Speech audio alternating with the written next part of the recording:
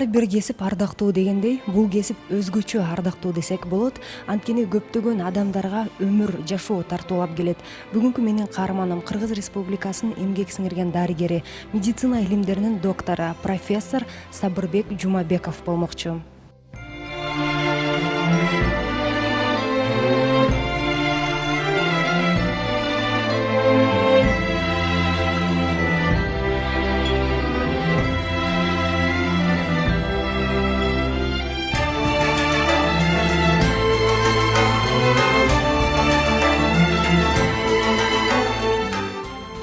Бүгүн эки балдардын операция болуп атат.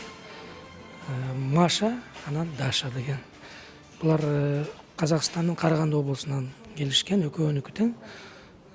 Тубаса колунун эки жилиги бири-бирине биригип туура эмес өсүп калган да, кыйшайып да кеткен. Анан биринчи биз азыр Дашаны жасадык. Азыр эми Машаны жасайбыз. Машаныкын дагы ошентип тазалап, жана сөөктөр кыймылдабай калган да, бул баягы бири-бирине супинация, пронация деп коет, ошондой кармай албайт, мисалы стакан кармай албайт, ручка жаза албайт.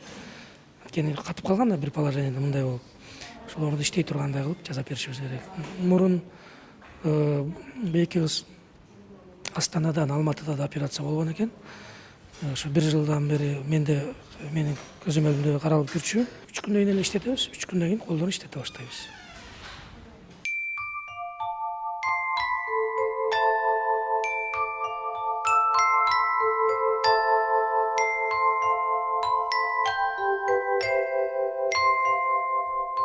Он жашымда эле дарыгер болом деген, болгондо да сөөктүн дарыгери болом деп. Эми анда травматология, ортопедия дегенди билбейсиң да. Себеп дегенде атамдын буту катуу ооруп, көп жолу ошо анда Фрунзеге келип дарыланып жүрчү. Аяктыра албаган айылда согушка катышкан айылдык хирург Анарбек деген байке бар эле, ошол киши операция жасап, сөөктүн ичинен көп ирин чыгып, анан бир айдын ичинде сөөг бүтүп кетти да. Ошондо мен таң калгам да. Алдыма максат коюп, жакшы окуп, даярданып, анан Бишкекке келип, Фрунзеге келип окууга өтүп 81-жылы, өтүп 87-жылы бүткөм. Кыргызстанда гана эмес, чет өлкөгө да таанымал травматолог ортопед Сабырбек Жумабеков кыргыз медицинасына 31 жылдан бери кызмат кылып, жаштыгын, болгон күчүн жумшап келет. Эң оор деген операцияларды жасап, оорулууларга үмүттүн шооласын жандандырып келген биздин каарманыбыз алгачкы жолу жасаган операциясын эстегенде азыр да толкунданып кетет. Биринчи ошол хирургия сабагын өтүп атканда Рафыбеков Жахангир деген профессор агайым, ал анда жөн эле кандидат наук болчу. Кийин экөөбүз тең бир профессор болдук. Ошол агайым айтты, ким операцияга кирет деди, ким хирург болот деди. Мен колумду көтөрүп, жүр деп менен деп алып кирип, анан жасаганда да зобко операция жасадым да. Зоб өтө кыйын, татаал операциялардын бири, аябай канайт.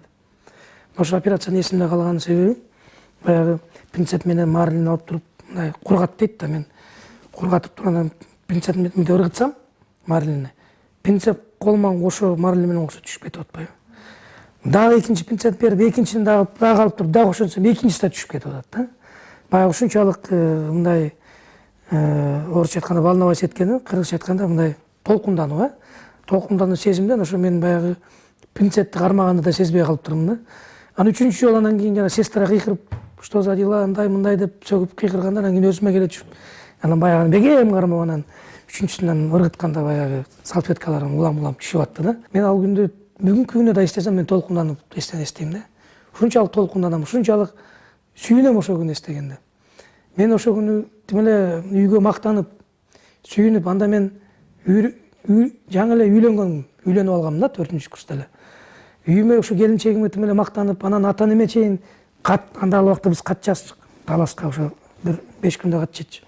Кат жазып, ата-энеме, мына мен моундай биринчи жолу операцияга кирдим, ата деп сүйүнчүлөп кат жазгам да. Биринчи операциям ошондой болгон. Анан өзүмдүн жеке жасаган операцияларым бул эми институт бүткөндө, ошо Украинада жүргөндө, биринчи эле Алтайда ошол ординатураны өтүп атканда, мага бул чыканак сөөк бир сынып калып, жаңы жылдын астында орустардын бардыгы мас, как всегда да. Анан мен жаза дешип, мен жазап, ошол мен элесинде бир жаш кызга жасагам. тайып кетип сындырып алган экен. Жакшынакай кылып жасап берген. Мына ошол күндөн баштап мына операциялар жасап келатабыз. Бүгүнкү күнү мен 16 миңден ашык операция жасадым. Анын ичинен 3 миңден ашыгы бул чет элдик жарандарга. Көбүнчө Казакстан. 2 миңге жакын муундарды алмаштырдым. 3 миңден ашык, 4 миңден ашык ооруларга, омурткаларга операция жасадым. 2 миңден ашык балдарга, жаш балдарга жасадым операцияны. Ар бир ооруга сүйүү сезим менен мамиле кылам.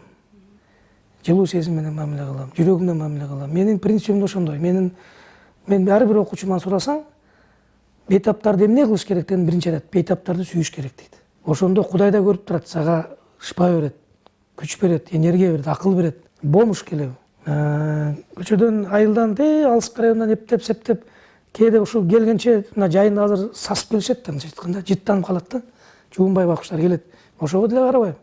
Кеткенден терезени ачып коём, 5 мүнөттө кайра жандан сиз жуунуп келиңиз, сиз тазаланып келиңиз деп мен айтпайм да. Көп учурлар болот. Бизде медицинанын күчү жетпей калган учурлар болот да. Өзгөчө автоунаа кырсыгынан жабыркап келип, мончоктой жаш кыздар, жаш балдар өтүп кеткенде мен алардын жүзүн карабай албайм да. Көрүп калам да, кет апкоттой реанимациядан көрөсүң, оор комада жатат.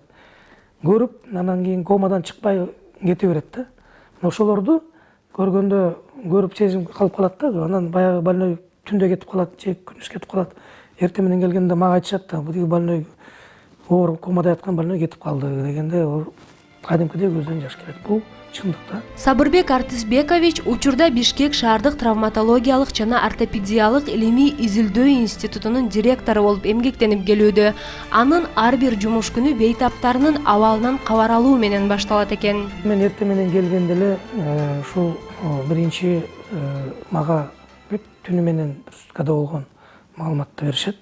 Канча оорулар түштү, канчасы операция болду түндө, канчасы оор, канчасы жеңил деп, канчасы бала. Ушуларды мен алам дагы, анан түз эле реанимациядан баштайбыз. Реанимацияда оорулар жатат да. Анан бул жерге келип, анан менде оорулар толуп калат бу жерден эртең менен. Аларды кабыл ала баштайм. Ошол учурда операциялар даяр болот. Анан чакырышат. Анан операцияга кирип кетем. Бир адамдын жүрөгү, анын жашоосу, бүт дүйнөнүн жашоосу. Чарчаган сезим жок эмнегедир. Анткени мен ушунчалык сүйсөм керек кесибимде. Кыргыз Республикасынын эмгек сиңирген дарыгери убагында депутат, министр да болуп жүргөн. Бирок саясат негедир каарманымды өз сазына тарта албай койгон. Анын себебин Сабырбек Жумабеков мындайча талдады. Мен депутат болуп шайлангам. Бирок депутаттар экинчи күнү ант берет эмеспи? Ошо ант берип атканда мен фамилиямды чакырганда, мен чыгып туруп, анттын ордуна карызымды окуп туруп кетип калгам. Себеби мен ушунчалык коркунуч бир сезим пайда болду да менде.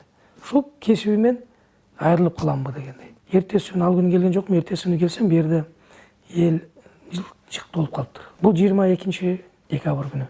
26 декабрь күнү мен Чыңгыз Айтматов менен жазуучулар үйүндө бир чоң жыйында болуп калдык. Сүрөтүмдө бар, чогуу түшкөн. Чыңгыз Айтматов ошол жерден да мага айтты: "Ай, айланайын балам" деди. Бул сөздүн мааниси ушунчалык терең, ушунчалык мазмундуу, күчтүү да, түшүнгөн адамга. Сен дейт таранчыдай болуп, ал жерде отурганда эмнени чечмей келең деди. Андан көрөк сен бул жакка келип иштеп, күнүнө бир 5 ооруга жардам берсең, сен Кудайдын да соогуна, ал оорудун да соогунда каласың. Кудай сени дагы сага ыраазы болот. Эң туура кылдың деп мени колуман кысып, кучактап өп, мени куттуктаган. Министрлик дагы мен иштедим. Бирок министр болуп иштегенде мен бир да күн бул оорукананы тыштаган жокмун да. Менен жакшы министр чыккан жок, чыкпайт да. Менин саясий бир талаптар менен барып калгамда мынча. Бир жолу мени Алмаз Шашев 11-ге чакырды. Мен телефонума операцияда болчумун, помощнигине айттым: "Мен 11-ге бара албайм. Барсам бирге барайын, эми ооруда момун чыдап кеткенге болбойт" десем, "Анда азыр" деп анан кайра кирип сурап чыкса керек, кайра чалды. "Анда саат 5-ке келсин" деп айтты. 5-ке келсин деп анан мен операцияларым бүтүп, 3-тө жумушка барып, анан 1 саат, 2 саат кагаздарга кол коюп, 5-те Алмаз Ашеничке кирсем, арызын жазып алгам да, Урус салымына бере салайын деп. Жазам, киргенде эле айтты, мен эми түшүндүм, сен кызматыңды кыла бер, операцияларыңды жасай бер. Анан мага биз чакырсак түштөн кийин келип турасың кечке малын деп. Ада мен ушундай неме түшүндү да. Бүткүл дүйнөлүк ортопедтер ассоциациясынын президиумунун мүчөсү, Кытай Элдик Республикасынын Жибек жолу медалина, Казакстан Республикасынын Достук орденин арзыган маектешим кызмат маалында ары кызыктуу, ары таң калыштуу учурлар көп кездешерин айтып берди. Бир кыз келди, боюмду узартып берди. Аксыдан экен. 12 сантиметр боюмду узартып бердим да. Дагы бир кыз келди, боюмду узартып берди. Жакында эле болгон окуя, быйыл чыгып 8 сантиметр. А көрсө жигити боюн кыска деп чанып аткан экен. Биз байкуш кыздын боюн 8 сантиметр узартып теңеп берсек, ал жигити башка кызга үйлөнүп алыптыр. Күтпөй. А бой узартуу 1 жылга созулат да. Бойду өстүрүш үчүн сөөктү сындырып, чой өстүрүш керек да. Бир Сталбек деген алайлык жигит 20 жашында ооруп калат дагы, ревматоидный полиартрит деп коет. Тизеси жамбаштан моундай бүктөлүп калат да, мындай бүктөлүп калат. Бунусу берге келип, бүттү, ачылбайт. Тура албайт, анткени отуруш неудобно. Же мындай жатат капталга, же бул капталга жатат, болду. Отуруш да кыйын да ал үчүн.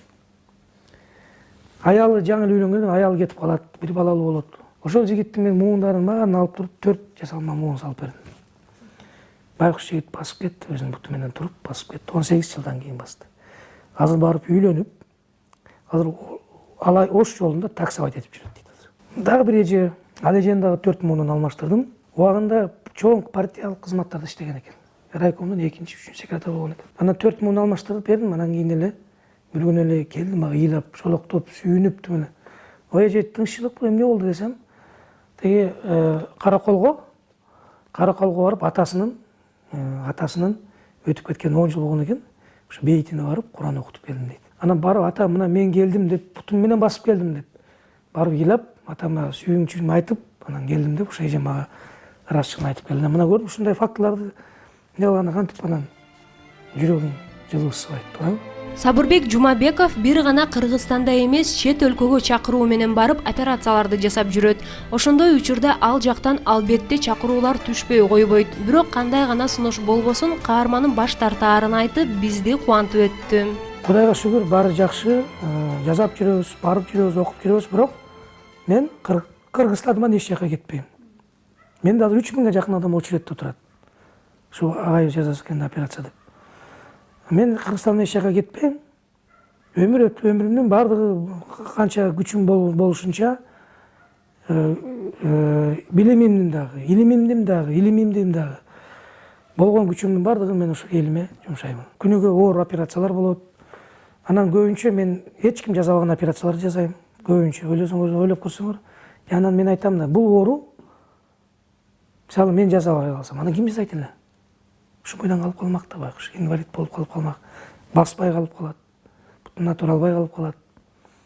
Анын артынан канча деген бир туугандардын ата-энесине кыйын болот, түшкөнмүш.